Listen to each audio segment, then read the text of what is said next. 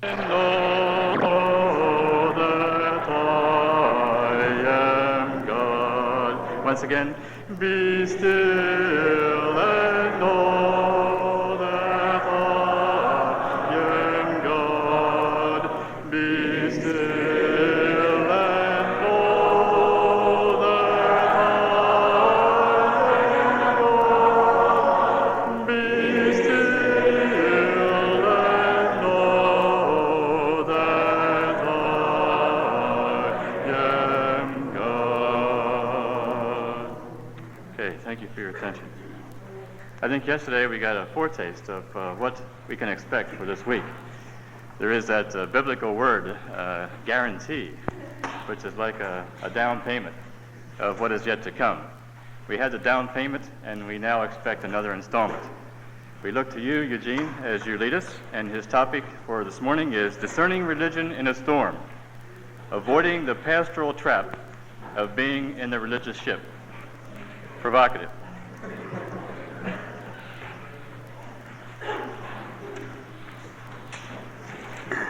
One of the things, Richard, I'm trying to guard against is pretension, and to have this associated with an arabone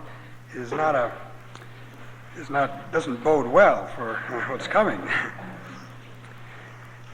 I was yesterday trying to recall the infrequent and very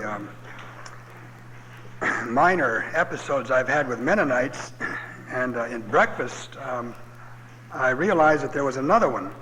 Marion and I were eating breakfast together, and I remembered an incident out of the conversation which I think is not irrelevant to the topic for today.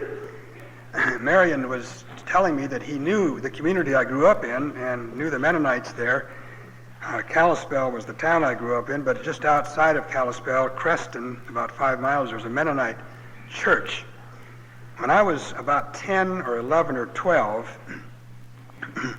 there was a marriage on a farm in Creston, a wedding, and the pastor of my Pentecostal church was invited, and it must have been, I don't remember the people, but it must have been a family from our church involved in that wedding, because there were a lot of us there. And my pastor was part of this wedding party. I don't know if he shared in the service or not. I don't know how much trust we had of each other those days. We Pentecostals didn't trust anybody, and I don't think you Mennonites were much better. My pastor, Paul Jones, was a large, florid, corpulent man, and jolly, preached frequent sermons about abstinence, and would often say in the sermon that he had never had a drop of liquor pass his lips. He was just a fierce teetotaler. Well, at the wedding, somebody spiked the punch. And everybody seemed to know it except my pastor. And he kept going back to the punch table and saying to the hostess, "I've got to get the recipe for this punch. This is the best punch I've ever had." And when the afternoon was over, he was just smashed. He was just sitting in the corner.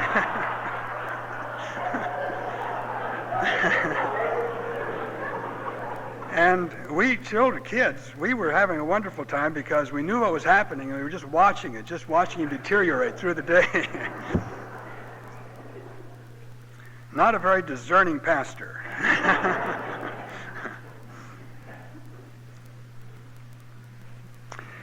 Well, as I told you yesterday, I live in the middle of a cornfield, or what used to be the middle of a cornfield. There are asphalt strips of pavement that wind through it now, and houses sitting alongside those strips in which people sit and watch TV and have cornflakes for breakfast and slip a frozen pizza into their microwaves when they get seriously hungry. They leave them for several hours every day to make what they call money. It's the only thing most of them make, if you can call what they do making it. Everything else they have, they buy or borrow, after which they abuse or waste it. Not everybody. There are exceptions.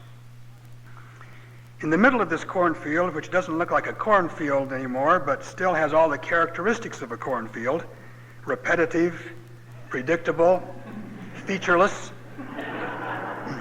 although, as Van Gogh once demonstrated, not incapable of a blazing beauty, I believe in God and attempt to live a life of passion.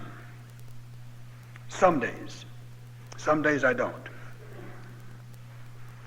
It is not easy to believe in God and live a life of passion in the middle of a cornfield that's been overlaid with asphalt. The work that I do doesn't make it any easier. I thought it would make it easier. I thought that this would be congenial to the pastoral work. It turned out to make it harder. I'm a pastor because I believe in God,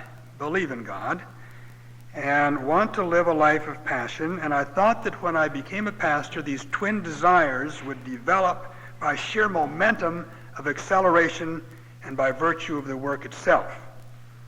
It didn't turn out that way. My subject today is the necessity to discern, to distinguish between religion and gospel. Most religion is not gospel, not Christian faith. And my thesis is that the pastor does not belong in the religious ship at all, this Tarshish destined ship. And the sooner he's thrown overboard, the better everybody's going to be. Jonah on his way to Tarshish, pursuing his career in religion, and finds that he's in big trouble, stormy weather. And in the middle of the big storm, he has the good sense to get off the ship. I hope that I'm not overstating the problem, the trouble that I think we're in. My wife, I have a middle initial that I use, usually H. It's a Norwegian family name, Heland, from a place in Norway. I rarely write it out, and my wife thinks it probably stands usually for hyperbole. But I don't think I'm exaggerating here. I hope not. I think that the religious world weather in North American culture and church could hardly be worse than it is. Religious activity on our continent is very popular. There is absolute religious freedom, which means that we can be religious any old way we want to be, and the way we want to be doesn't turn out to be anything resembling the biblical originals. North American religion is basically a consumer religion. We see God as a product that will help us to live well or to live better. Having seen that, we do what consumers do. We shop for the best deal. Pastors, hardly realizing what we're doing, start making deals, packaging the God product so that people will realize their need for it, and then presenting it in such ways that we will beat out the opposition. Religion has never been so taken up with public relations, image building, salesmanship, marketing techniques, the competitive spirit. And we pastors who grow up in this atmosphere have no awareness, or little awareness, that there is anything out of the way in such a practice. It is the good old free enterprise system which works so well for everyone in this country except for the poor and a few minorities. Sometimes I feel about the freedom of religion the way I do about compulsory education. The educational techniques, practices of our country have resulted in a very high degree of literacy. The reading skills, and therefore the access to knowledge, which is power, used to be the privilege of a very few people, and now they're available to nearly everybody. I don't think that I would voluntarily want to live in a society in which literacy was the privilege of a very few. But when I look at this nation of readers and see what they actually read, I wonder if all this literacy has turned out quite the way we thought it would. When the TV Guide is the highest circulation magazine in the country, with a Reader's Digest a strong second, you wonder if it was worth it. And I don't think I would voluntarily live in a place where the practice of religion was illegal, had to be pursued underground, and I don't think I would voluntarily live in a country where there was a state church and everyone had to belong to it. But I must confess that when I look at what's happened in our country, which is the largest, most thorough experiment in freedom of religion, it's the largest experiment and most successful that the world has ever seen. But I'm not impressed. Surveyed as a whole, we are immersed in what is probably the most immature and mindless religion, ranging from the infantile to the adolescent, that any culture has ever witnessed. It's always interesting, and I'm sure you've paid attention to this, to listen to comments from outsiders, the comments they make on the religion they observe in North America, especially visitors from third world countries. What they seem to notice mostly is the greed, the silliness, the narcissism. They appreciate the standard of living, but they wonder about this conspicuous absence of the cross, this phobic avoidance of suffering, the puzzling indifference to community, relationships, intimacy.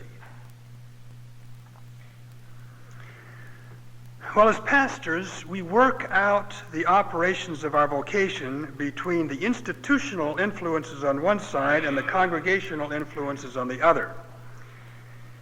And both of these, or these two influences together, constitute what I'm calling the religious ship, which is in a storm right now. And if we are wakened, remember, Jonah was in the hold of the ship when the storm was going on. He didn't know what was happening. He thought everything was all right.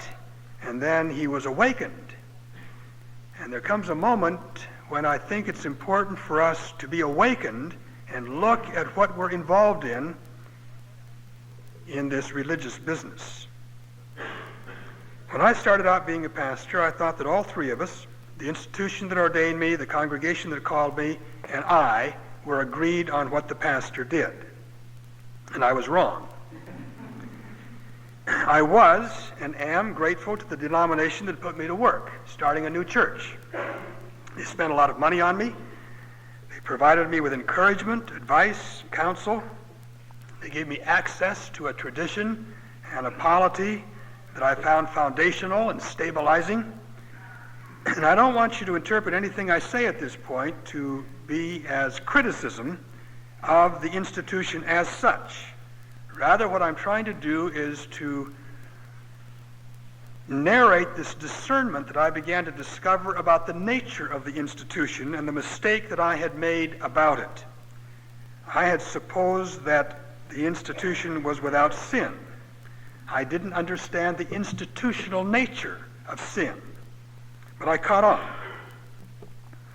One of the duties that I had was to present a monthly report of what I was doing as a new church pastor. I then sent it off to a denominational office in New York City on Riverside Drive. It was not a difficult task, but it took a day's work. And the first page was statistical. They wanted to know what I did, how many calls I'd made, how many sermons preached, how many committees met with, the offerings, attendance, that kind of thing. And I did that quite easily. What followed then was several pages in which I was to reflect on what I was doing as a pastor, how I discerned God in my life, how I was developing a sense of pastoral vocation. And after a few months of doing this, I got the impression that they weren't reading the second part. So I thought I'd test out my hunch. and have a little fun at the same time. So the next month, after dutifully compiling my statistical data, I said that it had been a difficult month for me, that I'd been mildly depressed, couldn't sleep, was seriously questioning whether I should be doing this at all. Could they recommend a counselor that I could talk to? There was no response to that, so I upped the ante. The next month I developed a drinking problem, which on Sunday became evident in the pulpit. Everyone was very nice about it, but one of the elders had to finish the sermon. Was there a place where I could get treatment? How could I go about getting this? Still no response. I got bolder. This was turning into kind of a holiday every month. I would go down to my study, which is in my basement, write these wonderful confessions, bring them out and read them to my wife, and we'd laugh and laugh, and then put them into the mail. So next month I had an affair. Started out innocent. I was just trying to help this woman through an abusive marriage, and then in the middle of it all, I still don't know how it happened, but we ended up in bed together, except it wasn't bed, it was a pew in the church. And one of the members walked in on us, and I thought that was the end of my ministry, but it turned out that in this community, they really appreciated swingers. And the next Sunday, the congregation had doubled. And then I started an experimentation with the liturgy. Having grown up a Pentecostal, I was finding the Presbyterian worship pretty dull, and all these people who didn't have any church background at all were coming to meet with me, and so I thought maybe we should just spark things up a little bit. And I had read some scholarly guesses that there had been a mushroom cult in Palestine in the 1st century, and Jesus was almost certainly part of that. And so I thought it might be worth a try.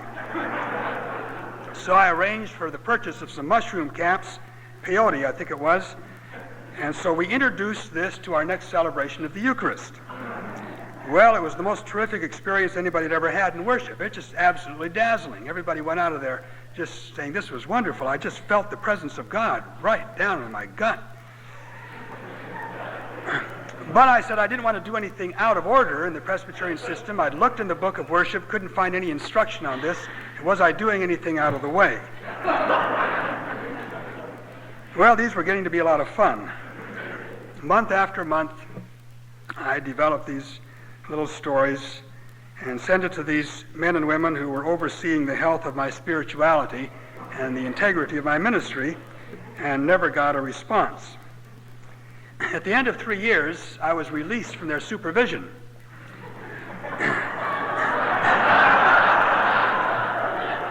As a pastor and congregation, we were more or less on our own now, but I had to go to New York for a debriefing. And so I went up there, and they asked me how I evaluated our arrangement through those 3 years. And I said, well, I'd really appreciated it. The checks had always been on time.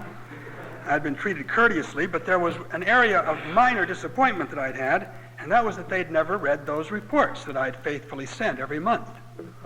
Oh, they said, we read those reports. We take them seriously.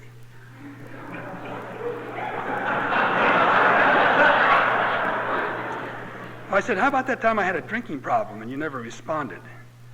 And that affair that just about blew the church apart. That time I was fooling around with peyote and communion.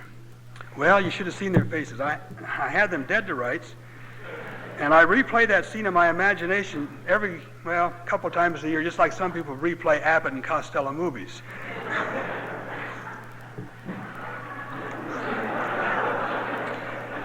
I've laughed about this, but it occurred to me not long ago that all those reports are in somebody's file someplace.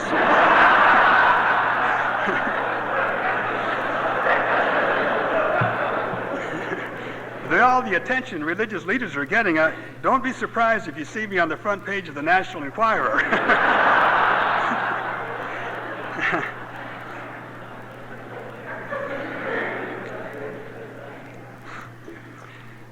But that laughter and that fun of those days was a cover for a deep disappointment.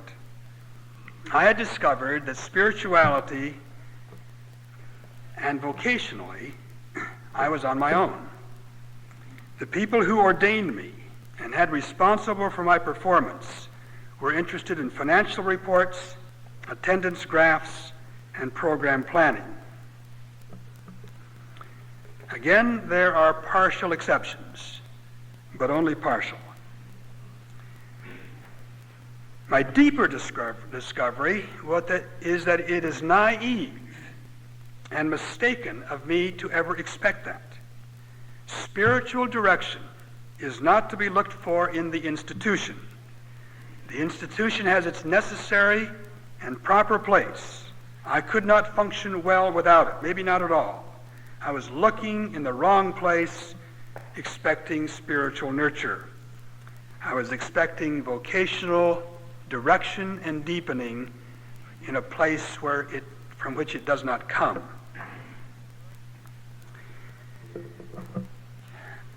I was gradually learning in those early years how naive I was in matters of religion. And I think it's a naivete that's shared by a lot of pastors. In fact, we might be the most innocent of the nature of spiritual evil of any generation of pastors since the first. We don't get any training in it, and we're surrounded by a lot of fluff which obscures what's happening. We assume that because people want more religion, they want more of the God and Father of our Lord Jesus Christ. But nothing could be farther from the truth. They, in fact, are shopping for idols, and they're coming to the obvious place, to the religious department store. John Calvin said that the human heart is an idol-producing factory. With the development of assembly line production, we're putting those out in great quantities and in a variety of colors and shapes to suit every taste with a new model every year. And John Calvin plus Henry Ford equals American religion. We live in golden calf country, and it's both easy and attractive to be a successful pastor like Aaron. All of our theological texts, and I can't think of any exceptions, all of our theological texts tell us this, but somehow we manage to obliterate the memory in our actual practice. We were taught that it is characteristic of post-Eden human beings to try to be or get their own gods, and that this characteristic is persistent, subtle, and relentless. And then we become pastors, and everyone around us is self-identified as a Christian. They've all heard the gospel story. They smile in appreciation when we pray in the name of Jesus. And so gradually we drop our guard, supposing that all that Eden stuff is behind us. We concentrate on getting rid of the more visible sins, the second tablet of the law, and we go to sleep regarding the spiritual sins, and we're asleep in the hold of a ship on its way to Tarshish, and there's a big storm going on, and we don't even know it. I can remember one moment when one aspect of my naivete was exposed in regard to my congregation.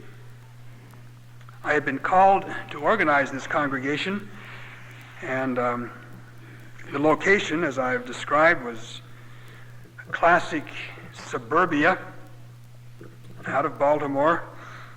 We moved into a house, and I started calling on the neighborhoods, knocking on doors all day long, telling people I was starting a new congregation. Would they be interested? And after a few weeks, I think after 6 weeks, I thought I had enough people to get started. So I invited them all, those who said they were interested, and they came to my home, met in our basement. There were 46 people. The surroundings were unattractive. It was unfinished.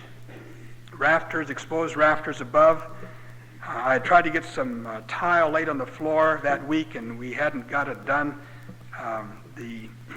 We was half done, and the cement was still sticky, and some places, all of us were unpracticed in this, and so some of it had oozed up through the cracks.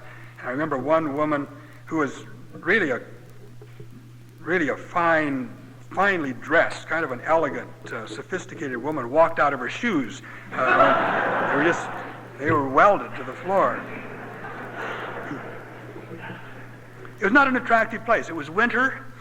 We didn't have a sidewalk around to the rear entrance. People were walking through the mud to get into our basement sanctuary, and sat on folding chairs.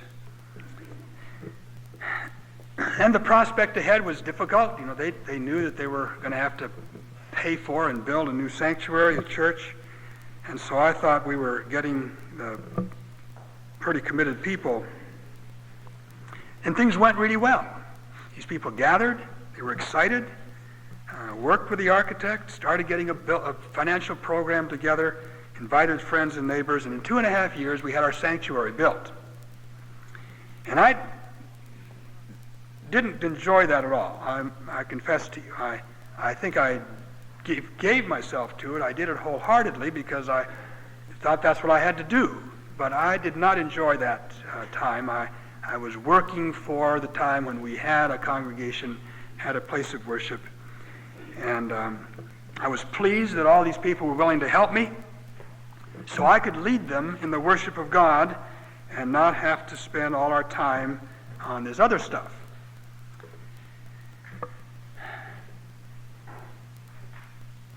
And then we were there. We had a congregation. We were financially independent. We had a sanctuary built. And after 2 or 3 weeks of celebrative worship gathering in this place, the attendance started to taper off, decline. And I couldn't figure out what was going on. What's happening here? And I started going to these people and saying, you know, what's wrong? Did I offend you? It was a bad sermon. I inquired, I probed, and I learned, to my naive dismay, that nothing was wrong. It was just that there was nothing now to do. The challenge of organizing and building was over. I was advised by my denominational overseers to start new projects, to recapture the people's enthusiasm for something they could see and be important in. I respectfully declined their counsel. I thought we were there to worship God and to love our neighbors. And there were a few people who were also there to worship God, to practice love of neighbors, and they stayed with me. And they matured and they deepened. But there were not nearly as many as I thought. Most of them, it turned out, were in it for religion. They were not interested in God. Worshiping God was not emotionally exciting, except when we had mushrooms. Loving neighbors was not ego-satisfying. They went on to get involved in other worthwhile community projects, some of them religious, some not. But I'm getting ahead of myself a little bit. Back in that time of discerning, of being disappointing, of being awakened, trying to find out what was going on, having some sailors come down and wake me up. I lived a few years there in stormy weather, not quite knowing what was happening. I had heard the call to pastoral ministry, but I was obviously going in the wrong direction. I found myself doing something quite different from what I'd been called to do. My work was praised by my denominational supervisors, and it was welcomed by my congregation. Things looked good, things were working, but I wasn't feeling it all well. I wasn't feeling like I was a pastor. This Tarshish-destined religious ship was in stormy weather, but the storm was internal. It was an inside storm. And I was wakened from my careerism, accused by some of the sailors of fleeing the presence of the Lord, and I was thrown out of the ship. I resigned as pastor of my congregation. The resignation, but this is kind of incidental to what I'm saying right now, was not accepted. And so I abandoned my career to Tarshish and embraced my pastoral vocation in Nineveh with the same people that I started out with. But that part is not germane to the story itself, to this sense of discernment, of critical turning, finding out who I was and where I was going. The sailors who woke me up were, in my case, memories, voices from the past, cables from the cemetery, calls from childhood. I was going back over the trail that led me to this ship, examining the turns and the intersections, sifting clues. Why did I become a pastor in the first place? What was formative in my life? What is the authentic core that I work out of? I used the words early in this lecture on God and passion, and those words became rather focused for me. But I was trying now to find out what they meant, where I got that in the first place, how that was formative in my life. And the trail led, first of all, to my mother, the healthiest and liveliest shaping influence in my spiritual and vocational formation. But that was not obvious until the storm rose. Only then did I see what it meant. I'd grown up in a small western town, as I've told you, in a Pentecostal church in the company of immigrant Scandinavians who were mostly contemptuous of establishment churches that they left behind in Norway and Sweden. They had no reverence for authority. They were oblivious to tradition. The town in which I grew up was only 40 years old when I was born. None of the adults I knew had gone to college or university. And I was now a 35-year-old Presbyterian pastor in a middle-class suburb at the edge of the old and genteel city of Baltimore, a city rich in colonial traditions, in which the authority of learning and religion was both in high regard, and the contrast between my small-town Pentecostal Montana upbringing, my suburban Presbyterian Maryland adult workplace could hardly have been more stark. There were no obvious continuities until I asked this question about vocation, about pastor. Then they became obvious. My mother was young, about 20 years old when she gave birth to me. She was strikingly attractive, at least in my memory, but the photographs confirm it. She had rich auburn hair. She wore it long. She never cut it through my childhood years. This was for religious, not cosmetic reasons. She was a little over 5 feet tall. She had a passion for life and for faith, and they were really well integrated in her. On Sunday evenings, she would go out to lumbering and mining communities in the Flathead Valley and hold services for these miners and lumberjacks, and she'd take me with her. She always went by herself, taking me. I was 4 or 5 years old when I remember this starting. I can't remember before that. And she would go to these places. We would go to schoolhouses or to Grange halls, and all these lumberjacks and miners would be there in their bib overalls and flannel shirts. And she would sing. She had a nice singing voice, and she had a guitar and an accordion. And she would sing these old ballad-like country gospel songs. And these men, it was all male congregations, 25, 30 of them in these rooms. They would cry and they would get so sentimental.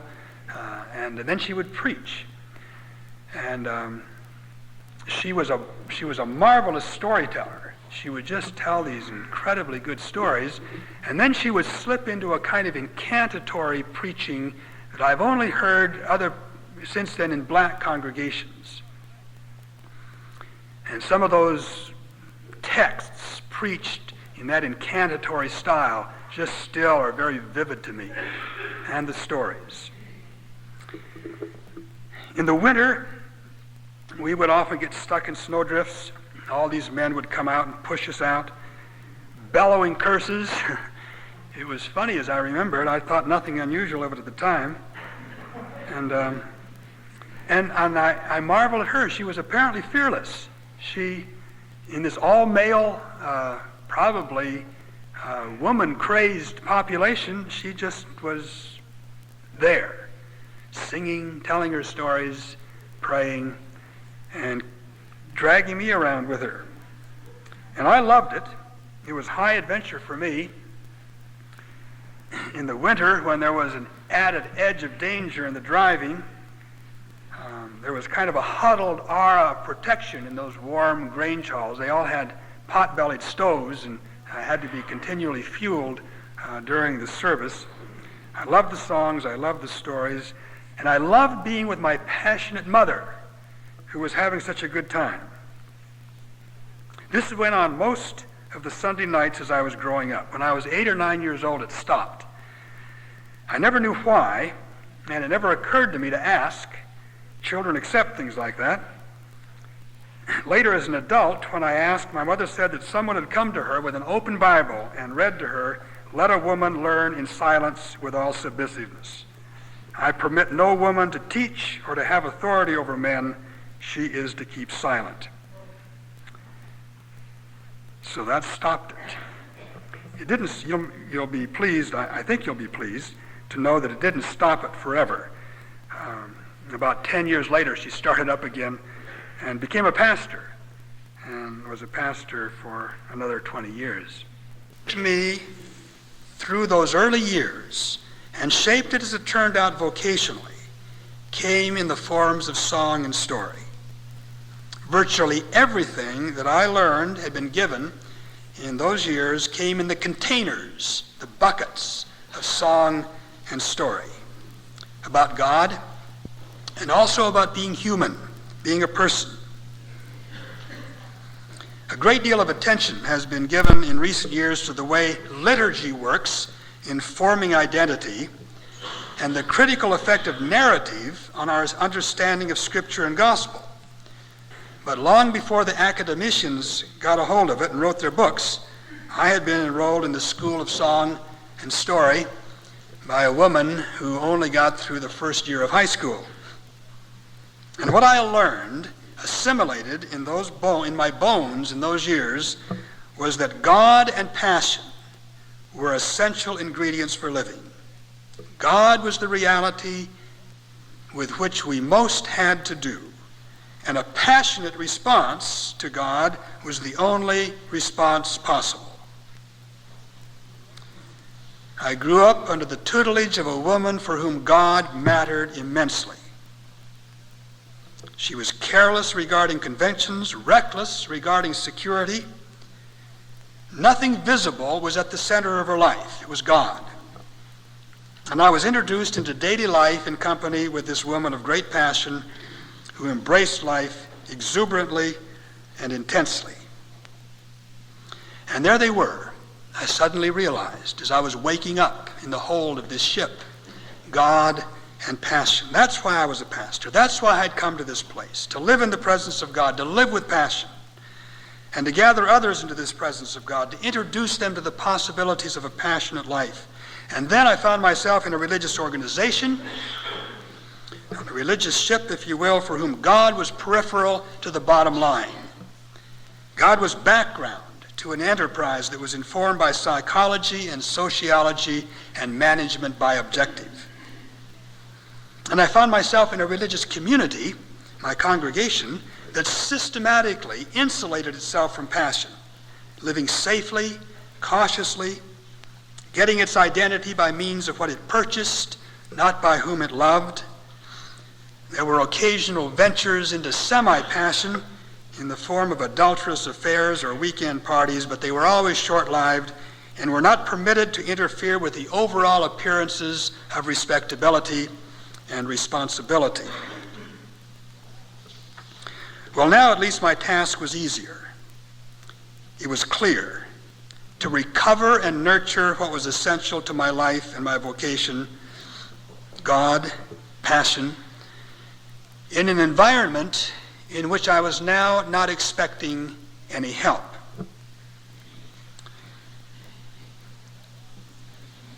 I don't want you to misunderstand me.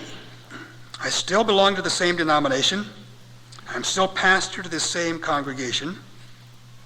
I'm not angry at them, although I do admit to being angry early on. I have come to accept them for what they are, who they are.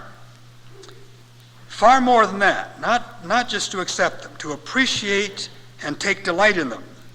I was the one who was causing the storm, not them. I was endangering their lives, not they mine. I was the one fleeing the presence of the Lord, not them. They just happened to be the environment that I was in, the ship sailing for Tarshish in which I was doing my fleeing. And for a while, because everyone on the ship was crying to his or her own God, a very religious ship it was, I thought I could get by with turning my vocation into a career. The storm, the intense inward unease, disruption that I experienced as I got further and further away from Joppa, from the source experiences of my life, brought me to my senses. A few years ago in Baltimore, well, it was more than a few, it was the same time that this was going on. The novelist, Jewish novelist Chaim Potok, gave a lecture on his writing.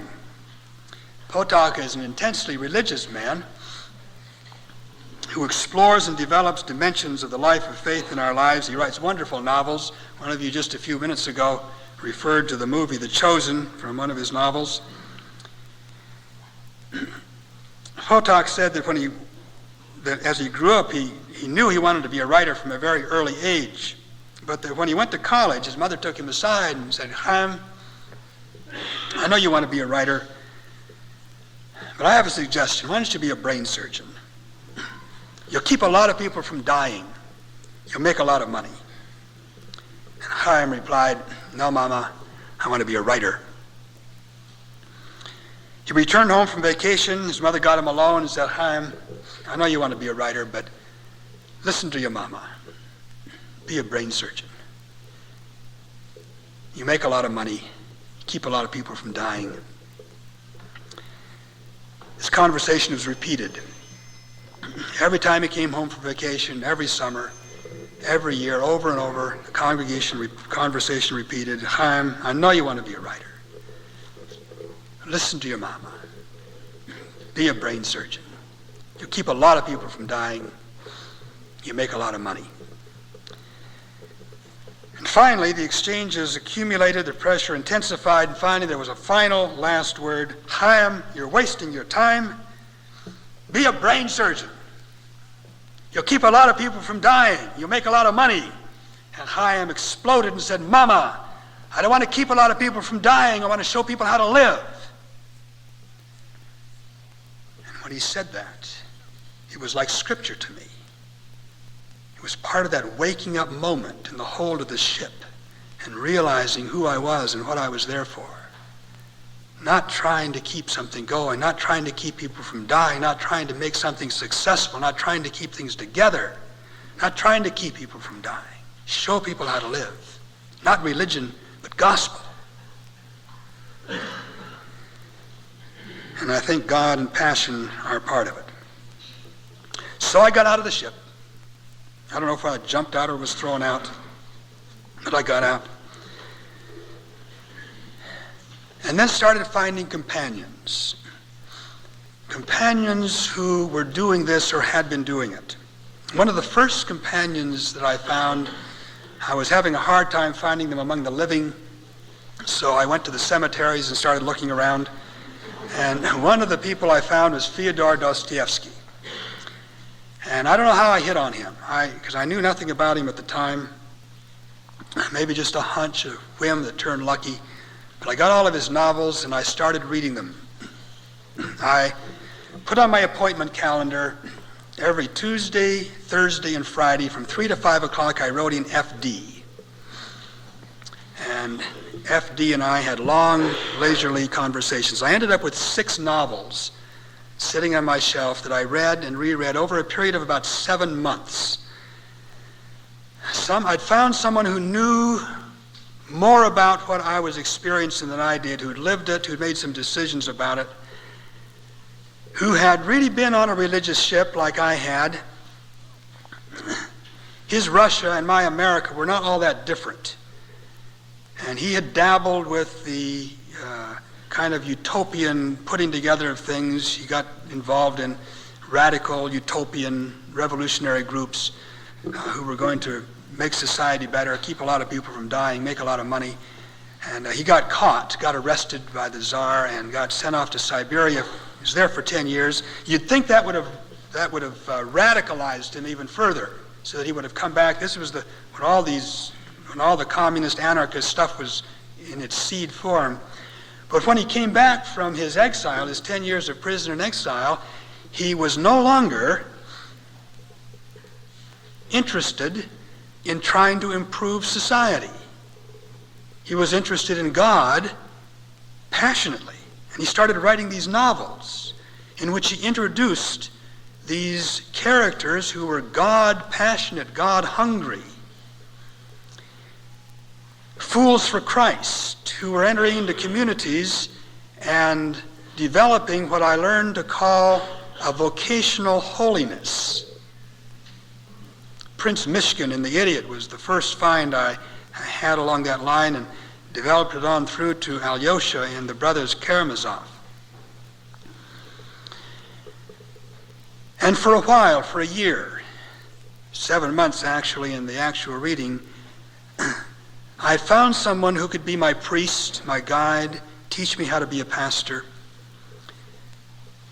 A man who was trying to be, I guess, a pastor to Russia and creating characters who were obsessed with God, who were passionate. He got it all together in his last work, The Brothers Karamazov. It's not a polished work. Nothing Dostoevsky ever wrote or lived was polished, but it was exuberant, just exuberant, is exuberant, with these larger potentialities of the soul. Frederick Buechner, who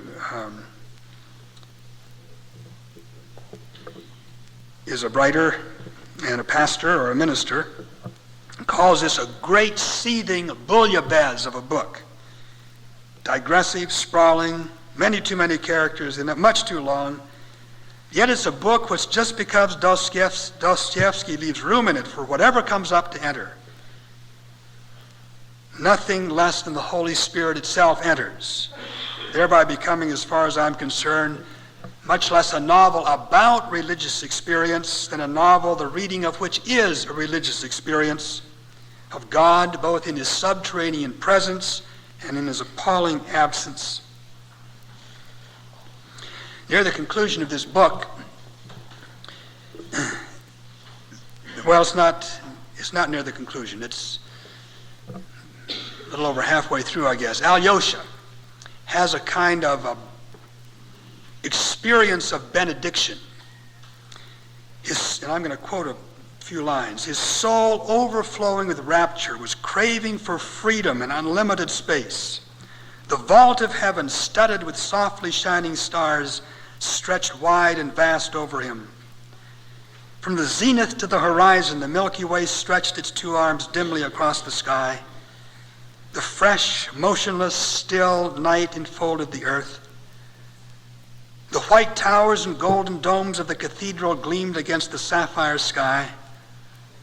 The gorgeous autumn flowers in the beds near the house went to sleep till morning. The silence of the earth seemed to merge into the silence of the heavens.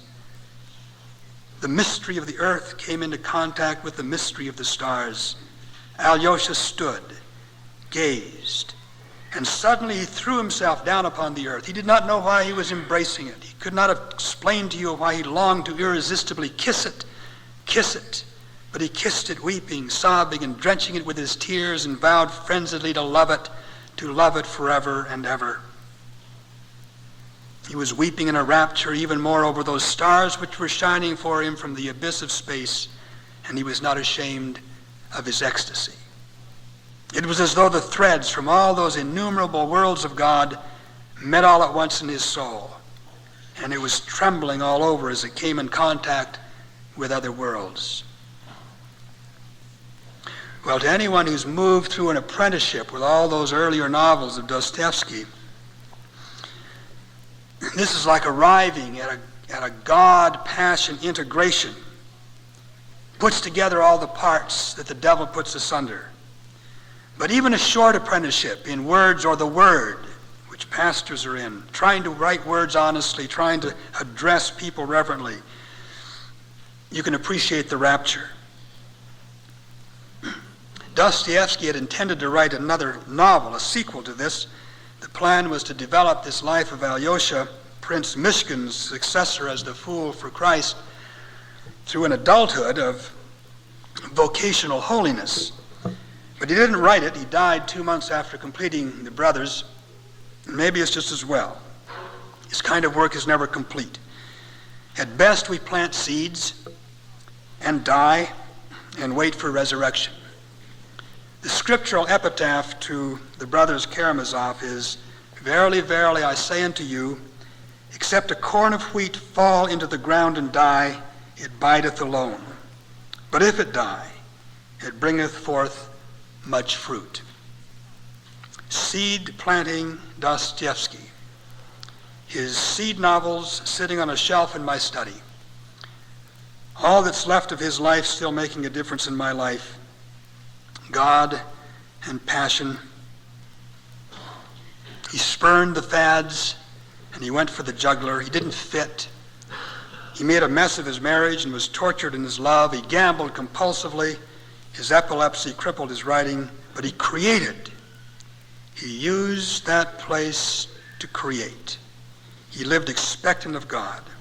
And he did it vocationally, making a calling out of passion and God. Waking up out of the hold of the ship, finding we're in the wrong place, and then determining to go back to that parish which is kind of a novel, into which everything can fit. A sprawling, digressive kind of place. And searching for the roots of our lives there, and then letting these seeds develop, dying to our own ambitions, to what we thought we were going to do, being resurrected out of the hold of the ship into an awareness of the trouble we're in and the glory that God has for us. Amen.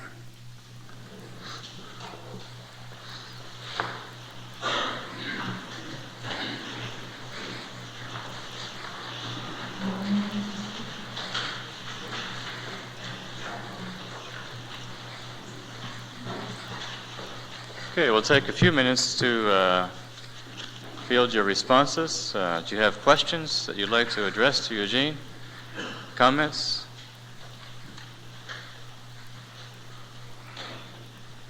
If you have such, please stand where you are and project your voice.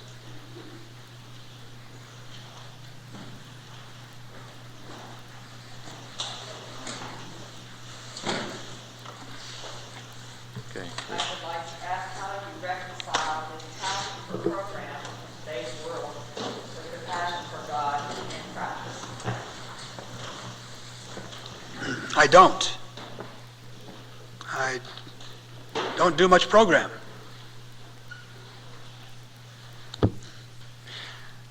I've not been able to reconcile them, so I've dropped off one of them. Part of that is personal.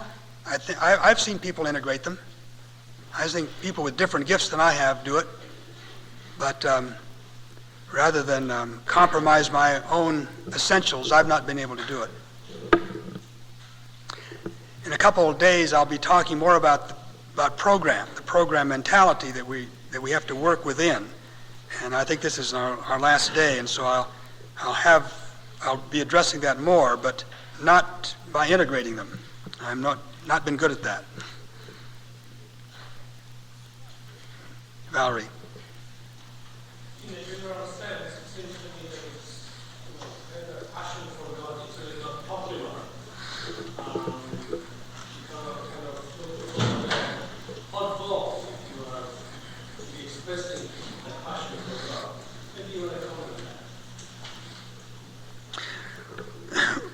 Well, I don't think I want to say a whole lot more about that.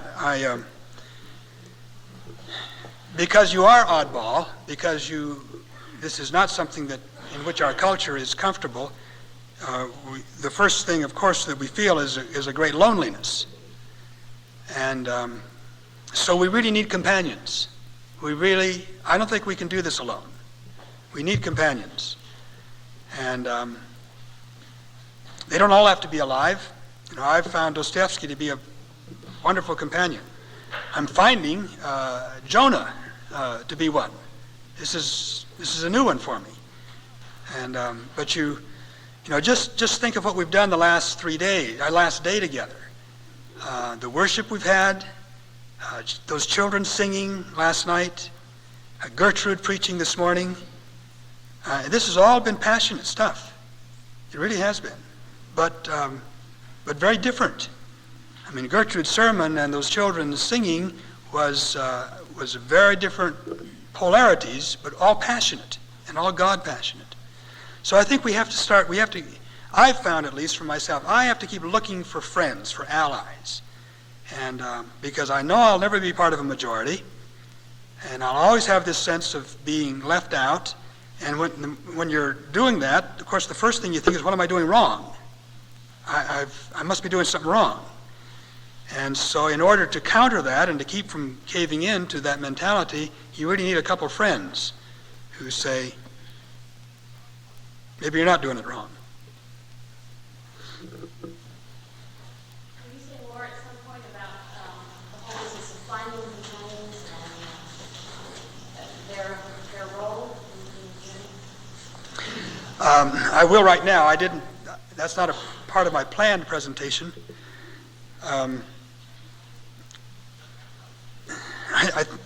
There are basically two things. You start praying, say, Lord, I need some help. I need some people. I need a friend, 2 friends, 3 friends. And don't confine yourself to the living. You can find dead friends in the cemeteries. But I think by praying, you start to open yourself up for that expectation. The second thing, I think, is don't exclude anybody. You can find these people in very unlikely places. Rarely do you find them among the professionally religious. That should be the last place to really search. Although once in a while, I have a spiritual director who has been very important to me in this line. For 10 years, who is a Carmelite nun. She's a very important person to me in maintaining this kind of identity. But the first spiritual director I had was a carpenter who had very little education, but he was a God-passionate person. Now, he would never have heard of the word spiritual director. I hadn't either at that time, and neither one of us would have been comfortable with using that kind of language. But in fact, for years, he was the person who affirmed the best in me that nobody else particularly cared about. But he was and everybody else in the town was afraid of him. He was he had big bushy eyebrows. Reuben Lance was his name. He had a red beard, and he never smiled. He always looked like he was mad. And I don't know why I asked Reuben. I said, Reuben, I want somebody to talk to and to pray with. Would you do it? Sure.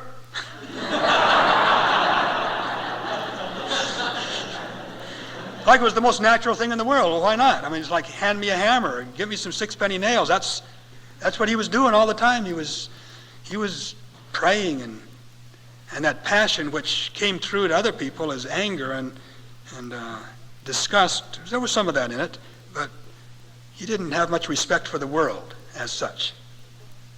I was fortunate to get in on him. So, maybe that's enough to say right now. Yes? Help me to reconcile 2 different experiences I've had in this morning's presentation. In your making a distinction between religion and gospel faith, I got in touch with Niebuhr's Christ Against Culture. And then when you introduced FD, I heard sort of the vocation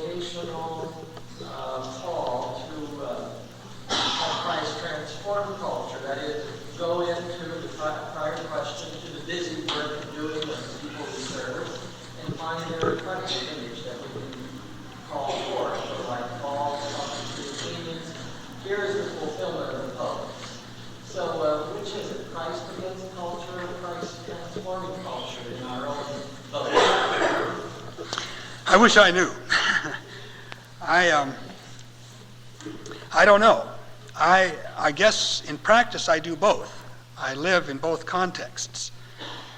The Niebuhr is important in this, in keeping these, in helping us understand these things. I tell you, the person who's been most helpful to me, besides Dostoevsky, is Karl Barth. And the first thing that I took out of Barth in this business is that religion was all idol making, and the gospel was something very different. And but then as I went further into this, both trying to let Barth teach me, but trying to understand what I was doing as a pastor, is finding that Barth was saying, and I was experiencing, we live in a religious culture. You can't get rid of religion. So whatever we do has to be done in that environment. We have to work it out there. And but we have to. We can no longer treat religion with the awe and reverence that we once did. But neither can we treat it with contempt. It's just there. It's like the air we breathe and the trees that are around. So you can appreciate the parts of it, you can accept it, but that's not the work. That's not what we're doing. And making that discernment that I can't... See, I thought at one point I could have a non-religious church. We wouldn't do anything religious, we just worship God. And but that you can't do that. But what Dostoevsky helped me to do was to penetrate the surface, the veneer. You know, after a while, I hope none of you take offense at my digs at suburbia, but I really hate suburbia. I've lived there for 26, nearly 27 years, and I just loathe it. But I love these people, and I've learned to love them. And even though I don't like their values, and I'm not interested in their pursuits. The most scandalous thing in my parish, and people feel sorry for us and offer to buy us one. I don't own a TV set, and I bet I get 3 or 4 offers a year to Pastor, we'll get you a TV set. And a VCR, how can you live without a VCR? And that puzzles them. They don't understand why that is. And I hesitate to let people know. I try to keep it a secret because I feel like it's some kind of a condition of leprosy or something which doesn't let you fit. What was I saying?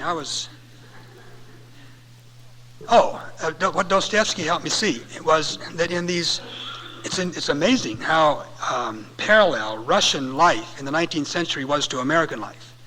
The kind of pretension and veneer that goes alongside of a lot of injustice, a lot of blocked out, avoided misery through the culture. But what he helped me to do was to see into these lives, not dismiss them. So when I got, for a long time, I still do this occasionally, but it became habitual. When I'd be in a home that just seemed just dull, boring, banal, I'd start looking at these people and saying, and I'd go back and visit them soon after that again and again and again. And I'd say, what would Dostoevsky do with these people? Let's put him in a novel. Put him in the Brothers Karamazov. Put him in Crime and Punishment. How would he treat them? And suddenly, what he did is he got through that surface. Nobody is dull. There's nobody banal. That's just a little piece of 2-inch asphalt on top of their lives. You dig beneath there and you find every one of these people, if you look long enough, pray long enough, stand in awe long enough, is glorious. I mean, here's a person in the image of God, a person for whom Christ died. And you start looking at these people not the way they present themselves to you, but the way they really are, the way God created them, the persons for whom Christ died. And that Dostoevsky kicked me off on this, but then Paul in Romans, he filled it all in. And some of these biblical things came back with a kind of a rushing force on me as I began trying to reshape, reform what I was doing. That's a digressive answer to a sharp question. I'd like to suggest that maybe one of those companions, not yet in the cemetery, might be something of the model of Alcoholics Anonymous, where people are led through a process of evaluating their own need for God and their own relationship. Yes. Usually think of that in terms of alcoholism, drug addiction. But I'd like to think that maybe that is also a part that might help us with our religiosity and our Christianity in today's world. Yeah, good point. Yeah, all of you who have alcoholics and recovering alcoholics in your congregation, I think, can appreciate that. There was a young man who joined my congregation not long ago, he and his wife. They're only about 24, 25, both of them recovering alcoholics. And he told me, when I walked into Christ Our King Church, which is my congregation, he said, I looked around, I thought I was in an AA meeting, which I took as a great compliment.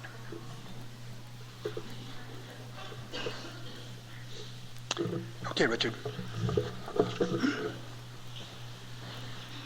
Okay, I'd like to indulge your patience just a few minutes yet. I have a few announcements that I'd like to make concerning upcoming activities and plans. First of all, about this evening's banquet. As you noticed, I think, in the fact sheet, the sign-up for that was by yesterday at 4 o'clock. And excuse the pun, we are full to the gills on that particular event. So two sub-points on that. One is, if you did not get signed up for the meal, you would still be welcome to come for the program afterwards at the Sunnyside Church in Dunlap, and the directions are in the fact sheet. The program will begin at about 7:15. Secondly, if you have a change of plans and you are one of those persons or persons who signed up yesterday, would you please let Bev Sawatsky know back at the table? We need to have a good count. The other thing in relation to the banquet this evening, if you do not have transportation there, either see us at the desk back there and we'll try to coordinate some transportation, or just grab a hold of some of your neighbors here. In the packet of materials which you received when you registered, there should have been a yellow sheet like this, which was folded over. This was an invitation from the Mennonite offices uptown to come tomorrow evening for a Get Acquainted evening and a meal at the Greencroft offices on Main Street, South Main Street. We had a sign-up sheet back there for this particular event, and numerous ones of you signed up. I want to take a hand count now of those of you who are still interested in going but did not sign up. If you signed the sheet back there for the Mennonite offices dinner tomorrow night, don't raise your hand, but raise your hand if you'd still like to go and didn't sign up. Okay?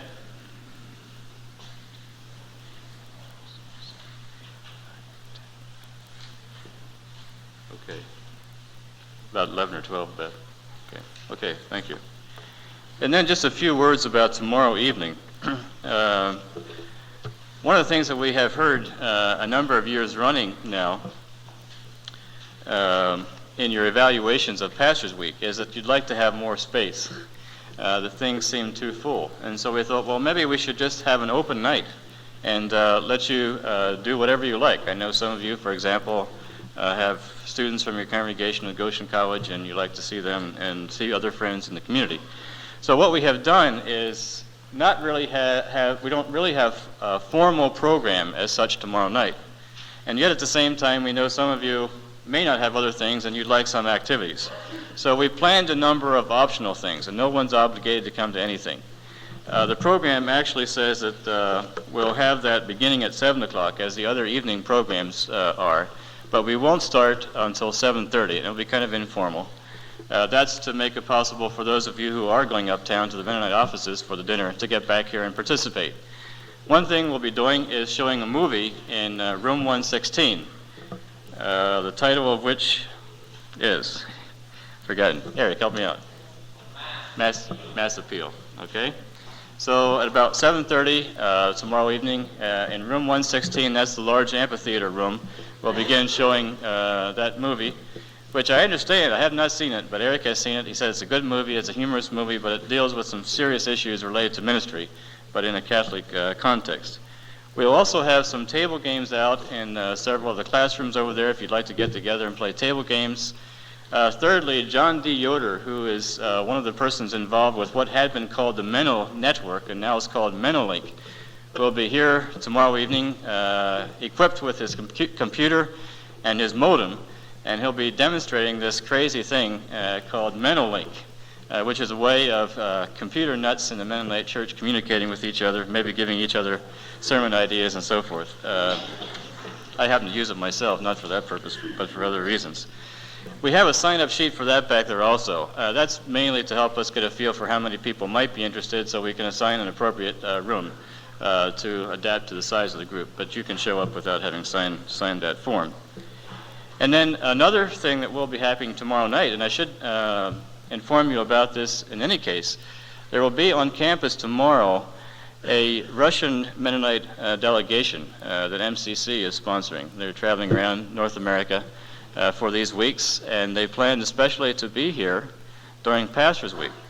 So tomorrow we will have some Russian Mennonite pastors, interesting that you talked about Dostoevsky, as a part of Pastors Week during the day. And in the evening, we'd like to have a rather small and again informal, conversational, face-to-face encounter with them and some of you and some of us from the AMBS community here as well. For the sake of keeping it small and informal, we're limiting the numbers. And again, we have a sign-up sheet back there. We'll take the first 12 of you if you'd like to be a part of that. Okay, one further announcement. The AMBS Cooperative Nursery is serving a light lunch each of these days at noontime in the lounge at this end of the building. And you're welcome to go over there as well as to go to other restaurants uptown. And Eric is flashing something back there, reminding me to let you know that if you have any interest at all, there's going to be a seminar immediately following Pastors Week this week, beginning on Friday and going into Saturday, on resourcing for supervision. If you're a pastor who has been supervising interns, or if you'd be interested in doing that and would like to learn more about what's involved in serving as a supervisor, Eric will be leading this workshop, and we planned this especially in conjunction with Pastors Week, so those of you who are interested could come and stay on for this event. There are brochures at the back for this as well. Thank you very much. We'll see you back here this afternoon. John Hirschberger will be our afternoon speaker, and we'll start at 1:30.